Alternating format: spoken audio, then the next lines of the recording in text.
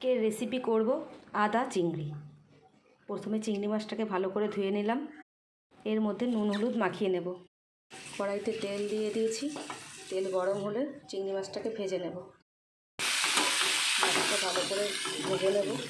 মাছ ভাজা হতে হতে আমি মশলাটা বানিয়ে নিলাম। এর মধ্যে দিয়েছি আদার পরিমাণটাই বেশি, আদা 2 চামচ, হলুদ, লঙ্কা দিয়েছি লঙ্কা বাটা, আর দিয়েছি আন্দাজ মতো নুন। চিংড়ি মাছ ভাজা হয়ে গেছে, নামিয়ে নিয়েছি। কড়াই ধুয়ে কড়াইতে তেল দিয়ে দিলাম। এবার মশলাটা দিয়ে দিচ্ছি। এই টমেটোটাকে স্কেপারে একদম গ্রেট করে দিয়ে দেবো।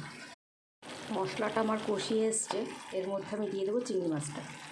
মাছটাকে আমি মশলার সঙ্গে কষিয়ে নিয়েছি। এর মধ্যে একদম অল্প পরিমাণে জল দিতে হবে। আমি একটু গরম জল দিয়ে দেবো।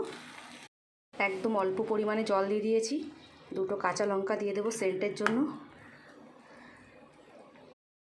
মাছ আমার হয়ে এসছে, আর একটু শুকাবো। এই মাছে গ্রেভি থাকলে একদম ভালো লাগে না। চিংড়ি মাছ হয়ে গেছে আমার, এবার নামিয়ে নেব। হয়ে গেছে আমার চিংড়ি মাছের রেসিপি। এই মাছটা আমার মেয়ে খুব ভালোবাসে, তাই আজকে করলাম। মেয়ে বাড়িতে এসছে, মেয়ের জন্যই এটা করা। আপনাদের কেমন লাগলো কমেন্টসে জানাবেন।